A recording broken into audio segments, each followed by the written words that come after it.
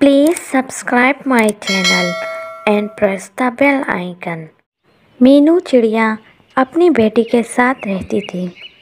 वो कई दिनों से बहुत बीमार थी, इसलिए वो बरसात आने से पहले अपने लिए पक्का घर नहीं बना सकी। मामा, आप क्यों उदास हो? बेटी, बरसात का मौसम आने वाला है और मैंने सेहत की खराबी की वजह से पक्का घर नहीं बनाया। अब हम क्या करेंगे? मामा, मैं आपकी मदद करूं, मुझे तो घर बनाना आता है। चलो ठीक है। माँ बेटी मेहनत करके जैसे तैसे घर बना लेते हैं, जो ज़्यादा मज़बूत नहीं होता पर गुजारा होता है। आधी रात हो जाती है और बारिश शुरू हो जाती है। मामा, बारिश तो बहुत तेज़ है। शुक्र है हमने घर बना लिया, वरना इस बरसात के मौसम में हम कहाँ जाते।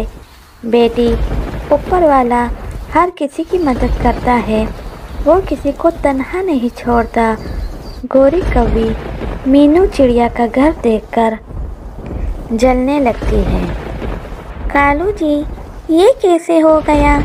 मैंने तो सोचा था कि मीनू चिड़िया इस दफ़ा बरसात में भीगती रहेगी, पर इसने तो कम अरसे में घर बना लिया।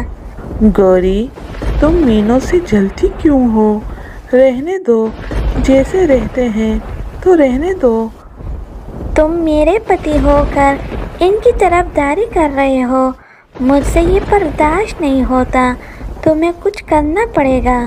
गौरी, तुम मेरी खूबसूरत पत्नी हो, मैं तुम्हारे लिए कुछ भी कर सकता हूँ।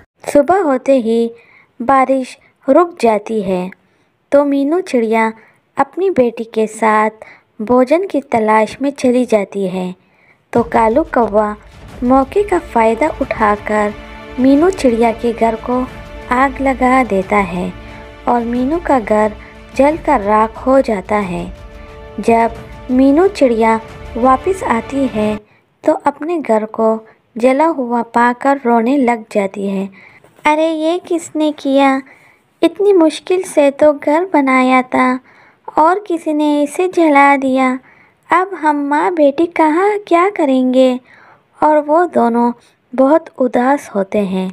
वहाँ गोरी कौवी ये सब देखकर खुश हो जाती है। अब हुई ना बात, तुम मेरे सबसे अच्छे पति हो, तुमने वो किया जो मैं चाहती थी। आज बरसात होगी और देखना, मीनू चिड़िया इधर उधर भागेगी। शाम होते ही बरसात शुरू हो जाती है और बादल गरजते हैं। माँ, मुझे सर्दी लग रही है। मेरी बेटी, मुझे माफ़ कर देना, मैं तुम्हारे लिए कुछ नहीं कर सकी। तुम्हारे पिता आज होते तो हम ऐसी हालत में कभी नहीं होते। मीनू चिड़िया मदद मांगने पहले तोते के पास चली जाती है और दरवाज़ा खटखटाती है। तोती बहन, हमारी मदद करो। ये देखो, अब हमसे मदद मांगने आ गई है। तोती दरवाज़ा नहीं खोलती। मीनू बहन, इन्हें तेज़ बुखार है और डॉक्टर ने इन्हें तमाम पक्षियों से दूर रहने को कहा है। मीनू चिड़िया इसके बाद कालू कौवे के घर चली जाती है। कालू जी, हमें आज रात के लिए पनाह दे दें, कल सुबह होते ही हम अपना घर बना लेंगे। मीनू चिड़िया, बहुत अकड़ती थी ना तुम, अब ज़रा मैं भी तुम्हारी अकड़ देखूं। वो दोनों जंगल के बीच एक पेड़ पर बैठ जाते हैं और रोती है कि इतने में पेड़ आवाज़ लगाता है। ए मीनू चिड़िया, मैं काफ़ी टाइम से नोट कर रहा हूँ कि तुम रो रही हो। और इस तरह मीनू चिड़िया सारा किस्सा सुना देती है।